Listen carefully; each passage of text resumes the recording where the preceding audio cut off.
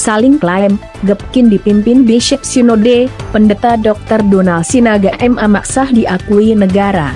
Kasus dualisme Gepkin dilaporkan ke polisi.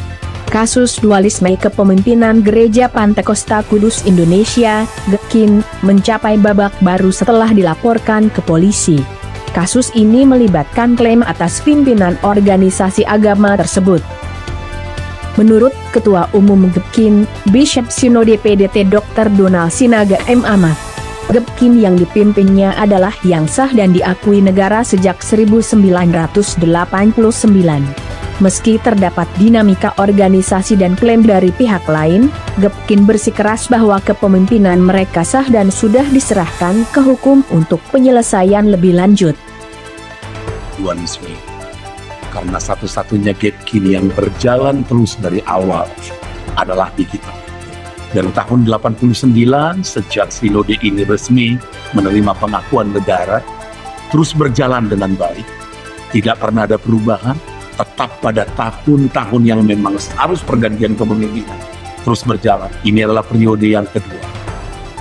Ada dinamika organisasi itu biasa. Ada dalam organisasi itu orang-orang yang berbeda pendapat, akhirnya keluar dari sinode, sebetulnya juga itu biasa.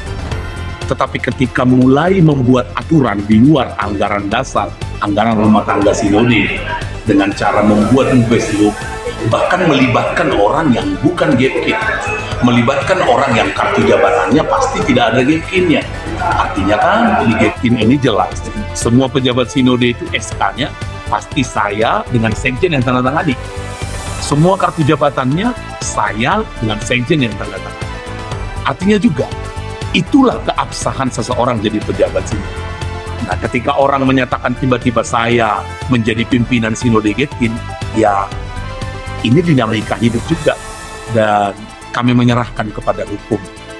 Nanti akan ada lawyer kita yang akan menyelesaikan, kita menyerahkan seluruh berkas, data-data kita. Kita juga terus berkoordinasi dengan Kementerian Agama sebagai pembina dari sinode ini. Tetapi hari ini juga, Gepkin itu ada di bawah satu aras nasional namanya PGB, Persekutuan Gereja-Gereja Pentakosta Indonesia. Di sana saya menjadi salah satu ketua juga. Bahkan kemarin acara kita dibuka resmi oleh Ketua Umum PGP, dan ada surat yang saya bisa tunjukkan, termasuk kepada Bapak sebagai wartawan, ada pengakuan resmi bahwa memang Gepkin itu hanya satu di bawah kepemimpinan dari Bishop Donald Dimas. Kalau bisa kami tahu Pak, yang mengklaim dualisme jadi dualisme ini siapa kira-kira ini? Ada seseorang yang menyatakan dirinya sekarang atas nama Bapak Jendang Natarijan. Beliau berkata beliaulah sekarang sebagai pimpinan Gepkin. Ya, haknya beliau, tetapi mekanisme dan tata organisasi kita tidak pernah memungkinkan itu. Kami solid di sini. Di Rakernas ini yang dihadiri langsung dan dibuka resmi oleh Kementerian Agama dan juga PGP. Inilah kami Gepkin yang sebetulnya, yang terus berkelanjutan. Kami dengar Pak bahwa kasusnya ini sudah sampai ke Polda. Apa itu benar Pak?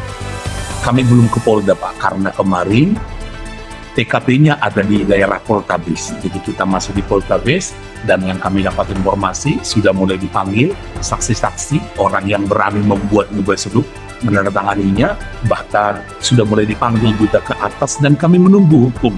Apa yang hukum akan lakukan, kami juga berharap akan terus dipanggil, dilibatkan. Ketua PGP berkata saya siap dipanggil menjelaskan siapa Gepkin. Bahkan Dr. Arnold Napitupulu sebagai kabit berkata saya siap juga dipanggil polisi untuk menjelaskan siapa yang selama ini kami hadir selalu dalam acara Gepkin yang berkesinambungan tidak pernah putus. Berarti kasus ini Pak sudah sampai ke jalur hukum Pak ya? Sudah sampai di jalur hukum, sudah ditangani polisi sekarang. Tinggal barangkali kami akan menunggu kapan gelar perkara akan dilaksanakan. Tapi intinya Pak, nggak kepingin sih bermasalah. Nggak pingin bermasalah hukum. Kami ini kan pendeta Pak. Kepingin sekali duduk diamnya sudah. Yang bukan Gepkin, jangan ngaku-ngaku Gepkin. Begitu saja Pak. Karena Gepkin itu kami. Gepkin itu kami. Semua hasil-hasil mubes, hasil-hasil Rakernas, kami selalu laporkan dengan Dirjen Dimas Kristen selaku pembina kami. Dan mungkin informasi ini penting. Ini tahun yang kedua. Sinode Gepkin selalu menerima anggaran dari Dirjen Dimas Kristen. Tahun ini kami terima juga. Artinya pengakuannya itu kami yang terima sampai hari ini. Ini tahun yang kedua Pak, kami terima bantuan operasional dari Kementerian Agama Jakarta, Dirjen Dimas Kristen. Alasannya Pak, bahwasanya ada yang mengklaim ini, apakah ini dia pendirinya atau memang ada dasar-dasar jual beli? Ya, kalau pendiri kan sudah meninggal Pak. Ya. Tidak ada lagi pendiri. Dan di anggaran dasar Sinode Getkin juga tidak ada pasal pendiri dari dulu Pak. Sejarah Getkin kami akan catat, nama pendiri kan tidak akan pernah hilang Pak. Yang terakhir bahkan anak pendiri yang menjadi gembala sidang di gereja yang dimulai pendiri, saya yang memakamkan, saya yang menguburkan ketika beliau meninggal. Artinya sekarang gereja itu kosong, masih ada putri pendiri, tapi dia bukan pejabat Sinode Getkin. Artinya yang bukan Getkin kan tidak mungkin bisa menggembalakan gereja Getkin. Tapi mungkin dari situ pintu masuk untuk teman-teman, dinamika organisasi, dinamika hukum yang akan menjawab semua itu ke depan.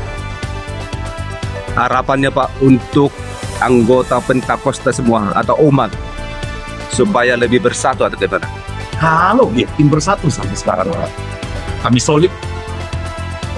Rakernas ini teman-teman 99% datang, kamu berdoa bersama, menyerahkan kepada Tuhan pemilik gereja ini, dan berkata, Tuhan, gereja ini milikku, urus kami dan urus mereka. Kira begitu. Karena gue pikir sama-sama pendeta kan yang mengaku, ya biarlah, saya pikir mari kita berdiri di hadapan Tuhan dengan hati nurani. Apakah kita masih dilandaskan kebenaran atau tidak? Saya pikir itu menjadi sangat penting. Demikianlah informasi singkat terkait kasus dualisme kepemimpinan Getkin yang kini telah melibatkan pihak berwajib. Kami akan terus mengikuti perkembangan selanjutnya dari kasus ini. Kembali ke studio dari Parapat Sumut Pos.id.